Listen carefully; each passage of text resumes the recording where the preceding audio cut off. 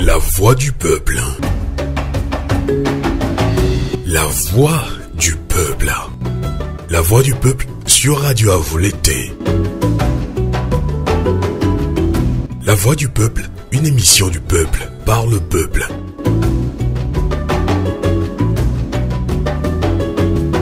Le peuple s'exprime à travers des interviews, analyses et débats sur l'actualité politique et le développement du Togo.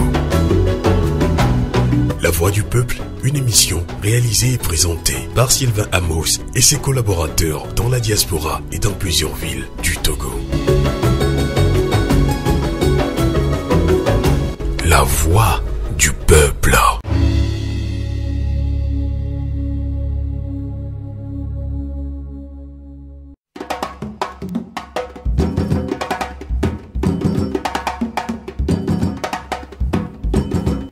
Novino miawe son va radio à vous le tedi, kukule tetenta, sous tasse, il fait des, mi sebe à taïwa, les mia pata se cédé, à tali mia pata se voir, mi nyabi Togo vikiye, donc kubo di ba encore de Togo les bli, ye, et digi fifi, ye cédé à au sort, ye be fait du route tabanami, sort pon kouvena, du quoi?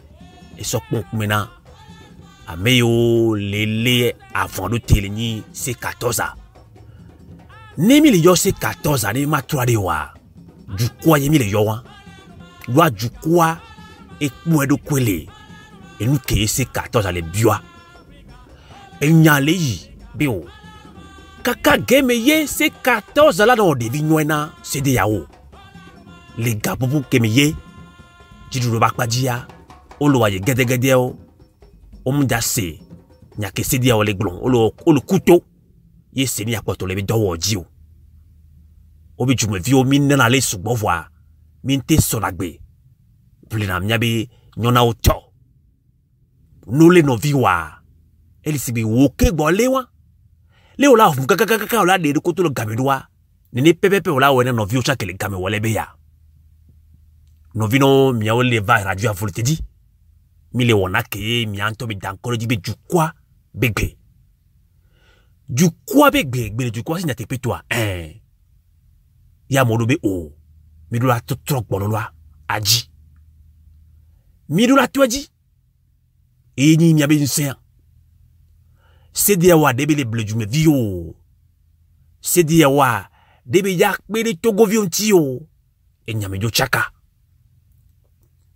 ke a kobe nya javade et c'est 14 ans no tuare du movio le bio de ko sebe manyombe c'est 14 abano jubaya quoi élection législative kengbo no gro élection présidentielle benya ne va mo réforme chan Togo vi kedeo kemi ya jamo kwobe e jukpo la no ibila nya sese ibila nya popo e wanchi mi di mi ya jame vile nya ponpo nya kansim a de ma trotwe kudo a hueto Nicodème Rabia keleni azikbe menolana vod nya gblo hako dankolo dibe les démocrates nya manya akui le kamekaka so lome novino nyanu novino nosu blona do kobe keka kebe la nichan to trowa ya kele po ihe godo me ma toto gontio ye chen la o de kokokoleme et wanti ya mi aso hagbe ya so da Togo vi de siade doa du kwa yi tro so gloso janlo na kweto fo nya sigbe kudo kametio et wanti ya kweto fo ma sigbe ve nya sina se dia o mi va honami ne mi nyi so gloso janlo ne wa o me va jo se dia o mi aso so gloso be haya don Togo vi de siade et wan me gbe mo kwa mi a kweto Nicodème Rabia solomelo no vino à volonté.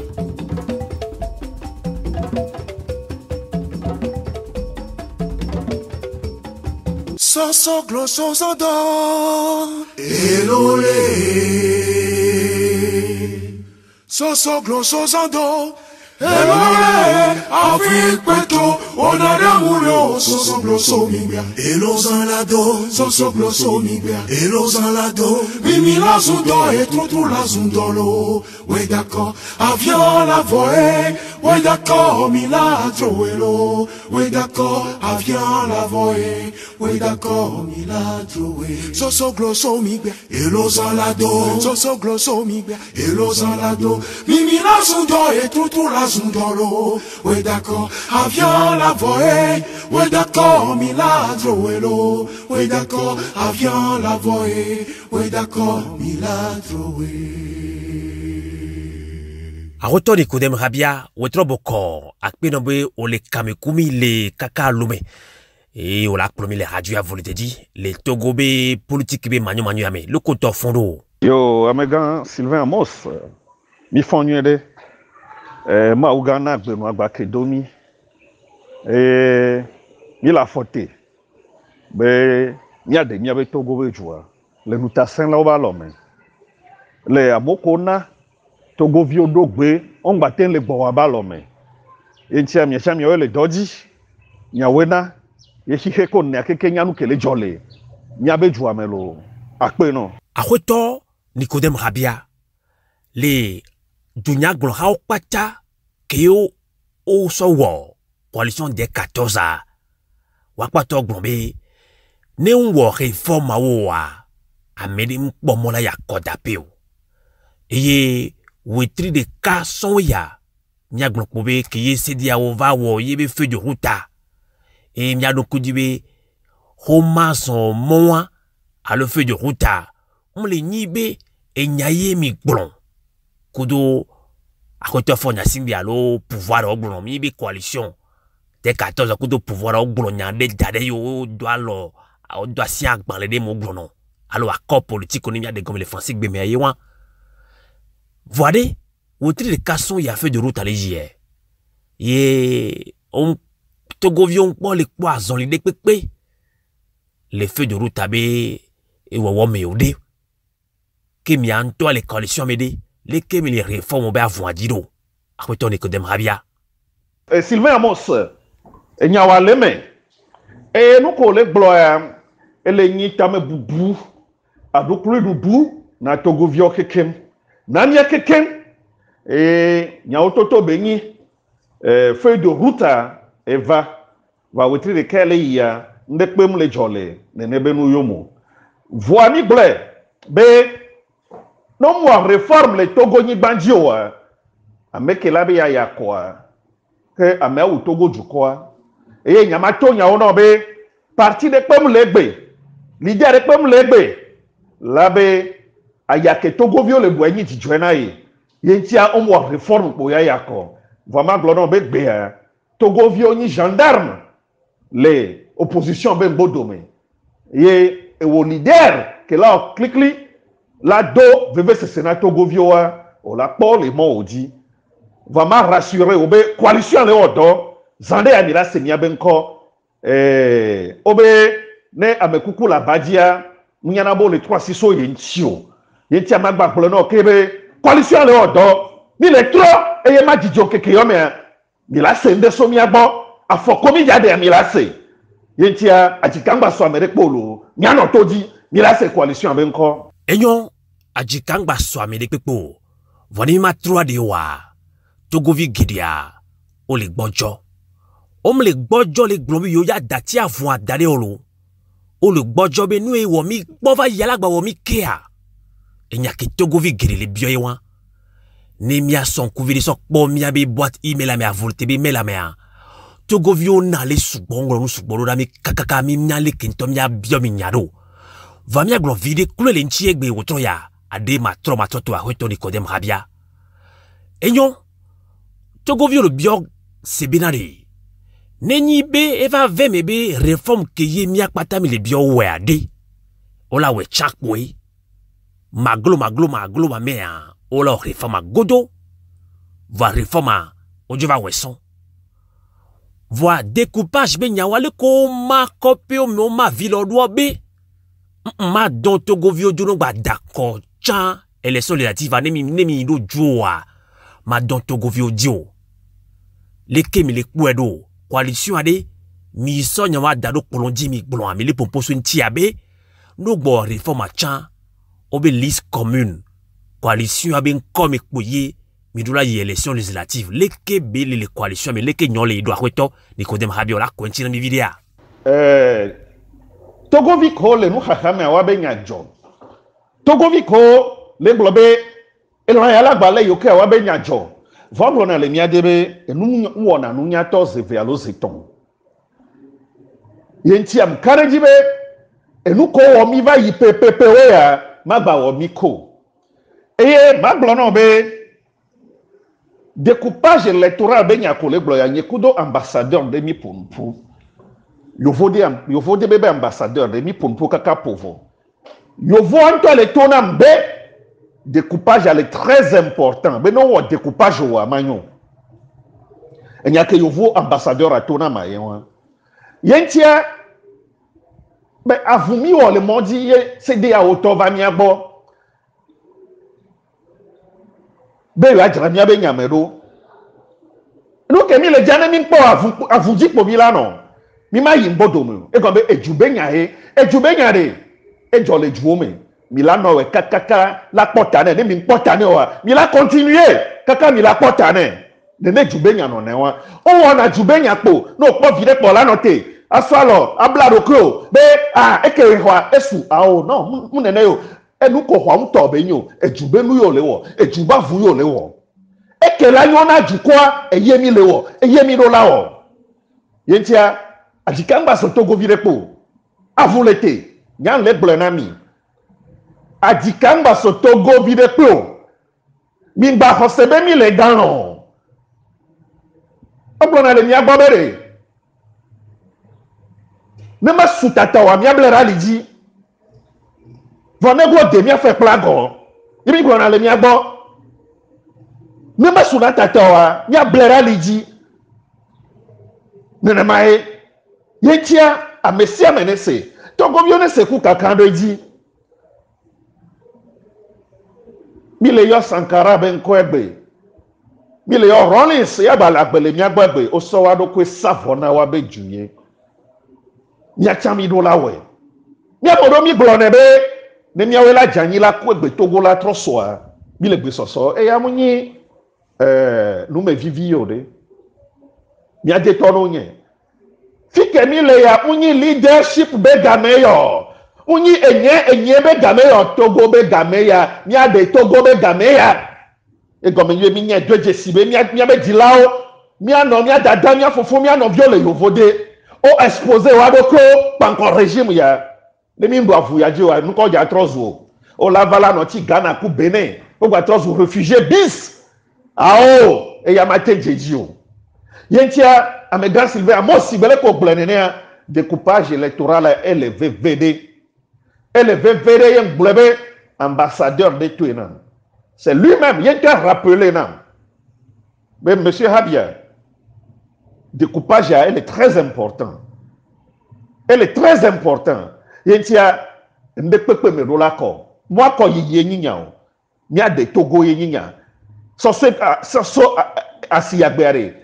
Akodada be so keke mene kon le Togo na meke yakodu di oyu epo nya be yeduji avuke mi lo fifia eye wan lo ndape no enyo nemia lenkudo réseaux sociaux di nkeke yo mea WhatsApp Facebook lelo na nyi sugbo edo chongba ni hele binya edo ni inu bla bla bla bla bla vado chani nyatepe be nyado le dibe lekeye coalition ya yakodo Ola elo judo alola ma minyabe ni ma 3 de wa vuvu dunya glonhado le odo pekpeme so deo minyibe no do pekpeme wu de o me gomenyibe on hia ame on do pekpeme awo minyake Togo video le gbon ye won obe podo le pigbo e gbicha le podo gbo ye Togo video nglo na mebe Amos ne la nyawa Ahueto Tikpi a Chadama Miasi na Ahueto Jean-Pierre Fabro.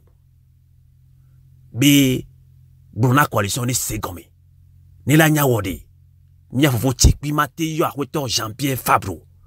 Ke Ahueto Jean-Pierre Fabro ni segome be ni la nyawa.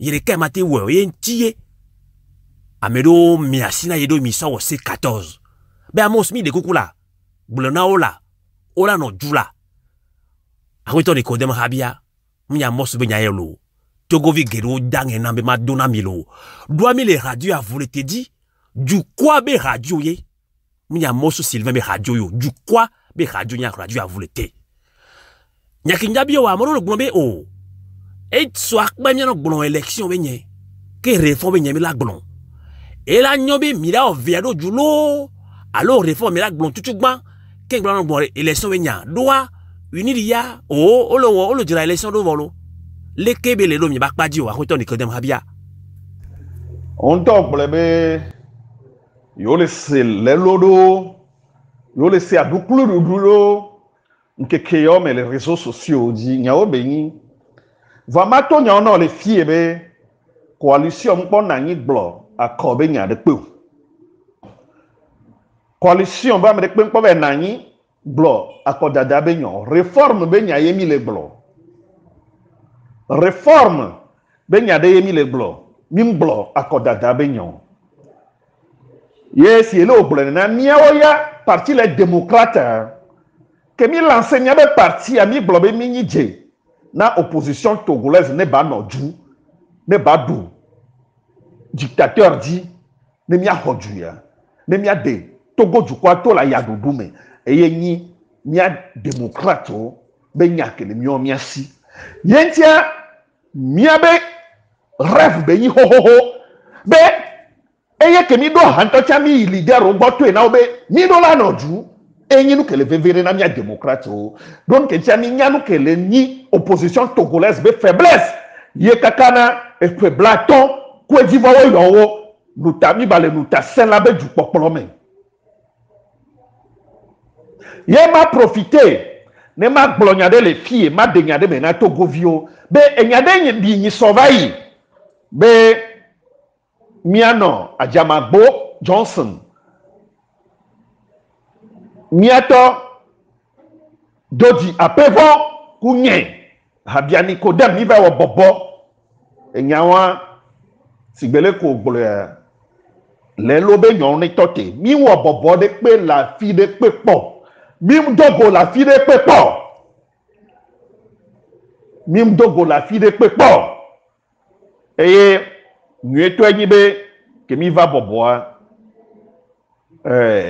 miato un secteur présenté excuse nami bo nyawa vo yentia fike mi le ya enyade pemba ni dans la coalition enyade pemba ni agir na coalition Togo vio be objectif alo mi be coalition be objectif ni be nya libérer Togo eni nya kele vevelia yentia pour le moment réforme be nya eye le plan di mi le glo mingbo ne mi glo mi be nya glo élection ben ya ne so donu sen population be o milano jula ya kodapea enunyere chanyi va min pa glo ne ben ya yo voine la do gakeme mi la glo coalition la glo allo amekeyi miabe coordinatrice que le ni miano ajamago Johnson et la glo la pomporo miabe nkome ye togovio keke la selo yentia et nous que les vevere na mitifia et les ninuko réforme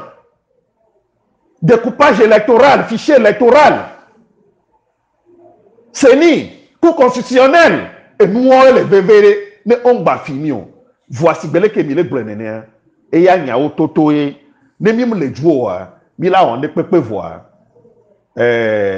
échec ye po belani o glona nyarebe union fait la force Egbenodju dans la hundoto. M'dakbeno Sylvain. Yo, Egbenodju, ye dans hundoto.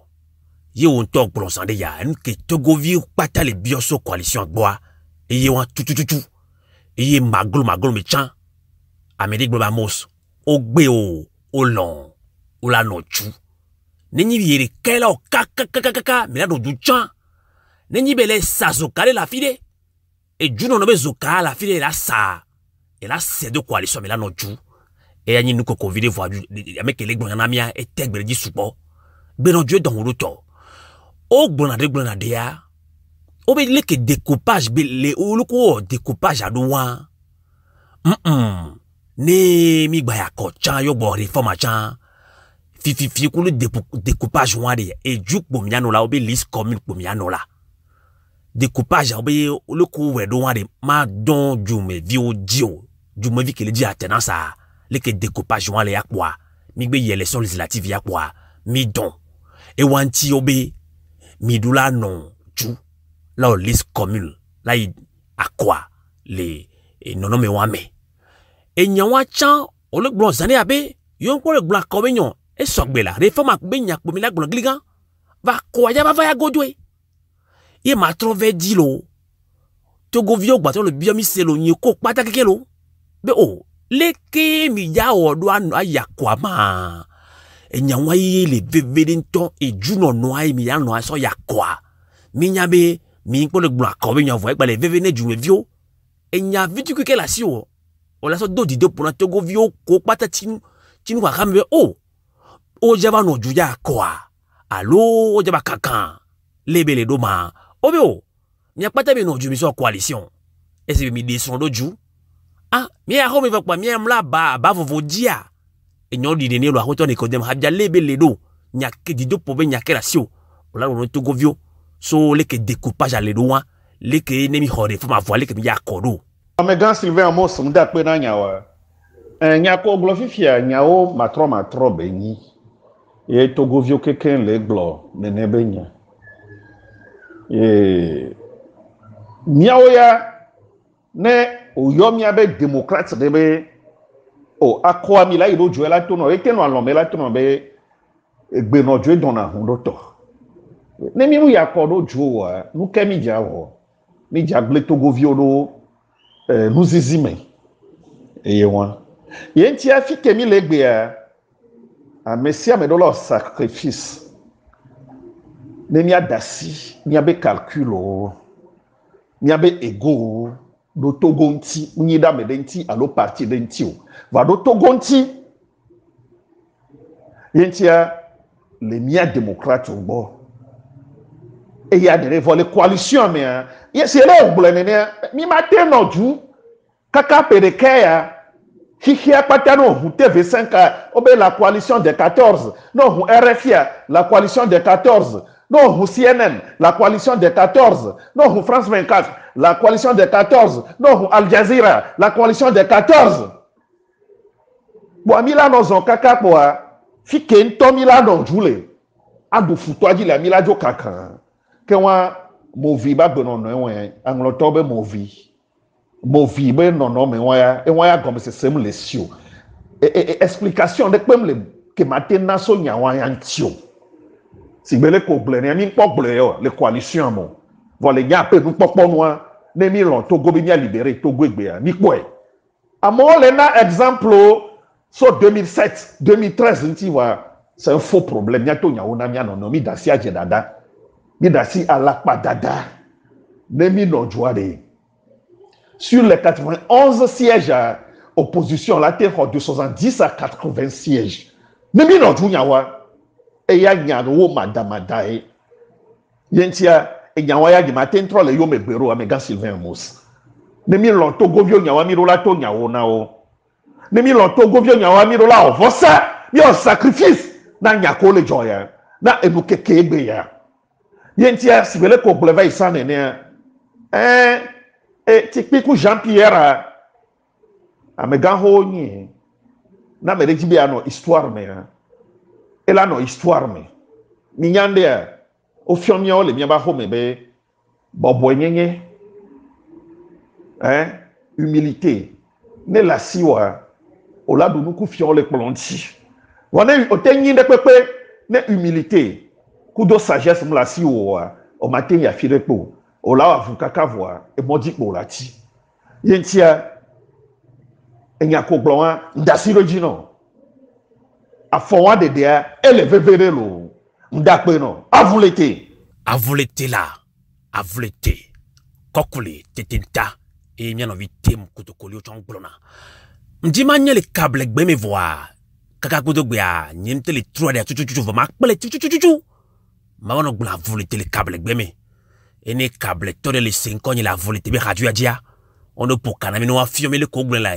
a voulu te le câble gbemi do anu fiomi ne mate pe le basa avec gbemi ami pe mi anti doa e pe no jo don wo to a ko to le ko dem habia mi dak pe no bole nya gbole haja voulu te di o le kamesu kudomi le lome yo le mato gobe mayi be nya yo kudomi ne mi ma no tro de wa e wo vide fifie o le wo poposé kaka avec kodo feu de route di boa les zembe coalition adjolo o de vignoin na se de yawo voadi du bak bejia o be mi noté mi do la trop po senior gbo o e nya won blon cadre électoral be nya na o ono bo le go jeu de mots be nya ya me de blon ni kongbe pomposo cadre électoral alo code électoral o chaka nyon yenti yo ya yo la potono no yi seni be dojiro lo bo anu nya domese na Togo video e Togo video lo bi se be o so kaka game ye coalition la potono wo de vinue na se di yawo mgamo lo luna miwa ma ele di yafo e won ti amodo o bololo adwa to ipololo ji Togo vi kole peji ya oja to divo o ba ho chan tu me vioro la tro not sok bi na bololo e won yin pepe me na mi lo le bi poso jiro akweto ni kodem habia ma blobe nyawo benyi e cd yawo nous kekeyome et java togwa odolava weekend passé parce que mi dongbe va ya odolava va on temvo do nde onti ke minya do ma glono be cd o liga mon ami o cd o mate liga mon ami o de e amate jedio e jube nya benyi voi miten blonya de pepegbe mi dasiro Togo viobe aduku lidinti mi dasiro Togo viobe enu hahanti entia cd ya wa bana feuille de route ko sovanami yo jado comité de suivi que la suivi feuille de route à nova mila glonya de pepe eye le kebele loi mila na olanya mblona mi be atroto manifestation dia mi mla mi adan mi ososo enti mila se mi ben kozande ya eye nkekeyo mechan cd ya wa chalava enya kele mi asia mila blana ne on m'a rappelé rpt à l'ordre a ne mi chemi ba to mi ato adia ke wa et nous comme le dit l'Afrique de l'Ouest et que la veme ye gomme ni be ni matin nani et ye luta sesebe ji rubu ana Togo vio ano do ya gasia gamo e ya majiju amesia menenye nene yentia ya no toji enya ke cd wa ya so va le keke yo me mi la se même te di na mi okwa ale mi je mondi lo amesia mele yo mi so 50 kaka va jankase les filles population keke le yo mi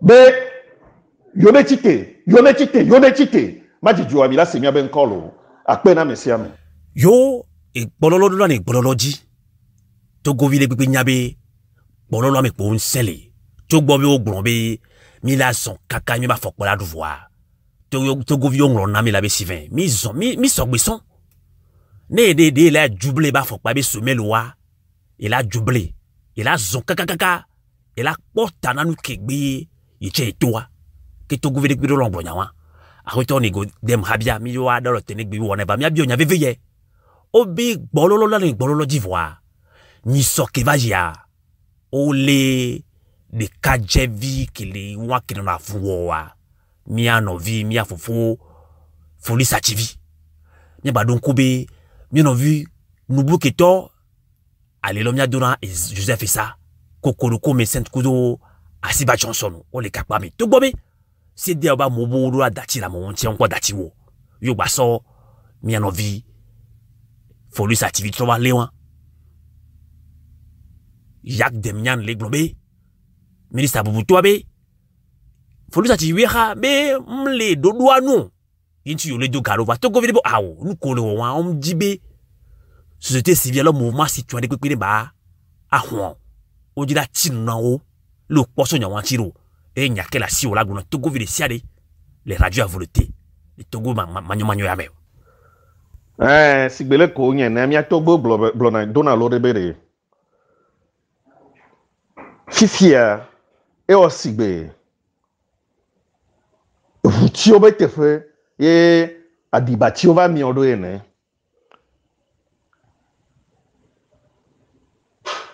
ati sese obe tepe ye adubati ova miore gomenyi be Sylvain mi atogbe un ti tekpo fona nkume ve wa blori donc ka wa blori na mi o fa fi ke mi legbe mi la vundie mi lete e mi soute eye mdibe mana togo vio anye be ati sese on la tro mioke do adubati obe tepe ati sese on ba tro le mioke do adubati obe tepe ye oh, négloire, prison pas là do mi vona prison yo. Mi vona coup de mi a libéré Togo. Voir mi me nglobe mi anovi ko le gapa mo. Mi anovi ko le gapa me le gapango mango sokore bafilo. Kakava korolo me. Maugan la powatayo lato. Yemi la wa vuya la do vuya di. Mi a envie de nous que ton folie sativi. A messi à mes droits de l'homme, tant que quelqu'un. A Siba Johnson, mi manglobe o. Mi le dobrado ataga siagame. Ne o pan kodunya dictateur que ni nous tasse sebe jupola. Nyebe ekule nae. Exil le nae. Prison le nae. De nebe le wan. Yentia, a dit kamba so amerepe o. Avu ya bila dweji. Mbe do me yimuilo. E ya migle.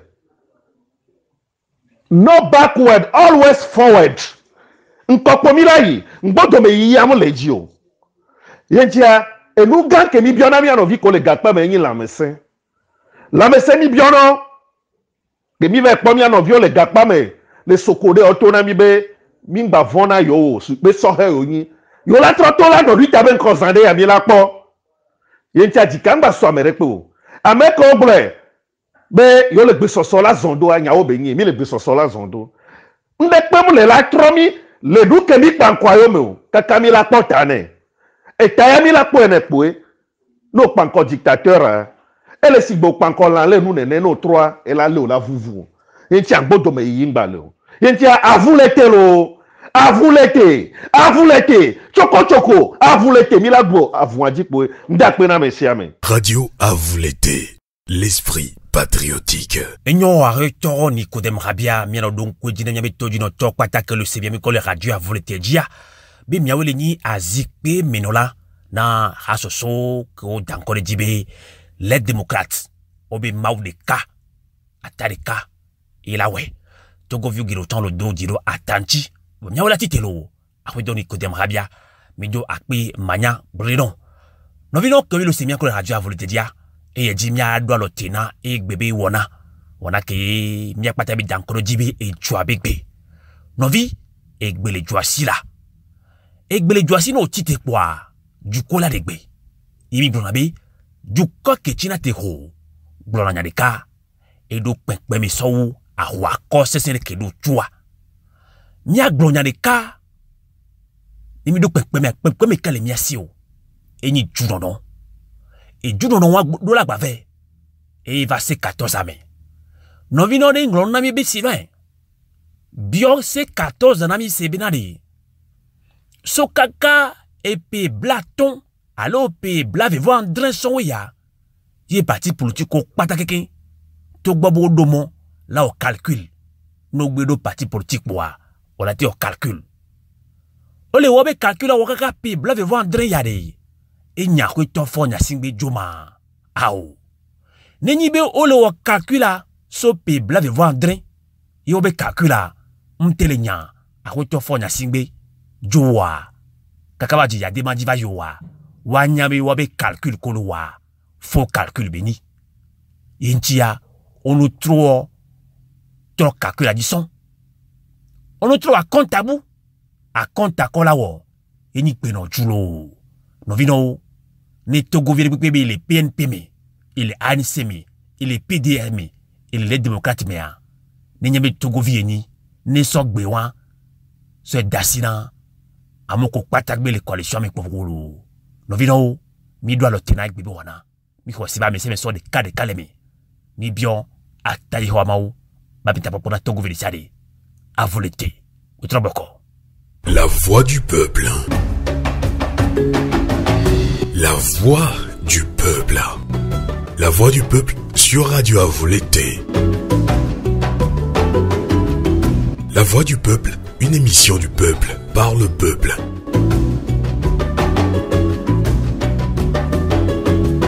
Le peuple s'exprime à travers des interviews, analyses et débats sur l'actualité politique et le développement du Togo.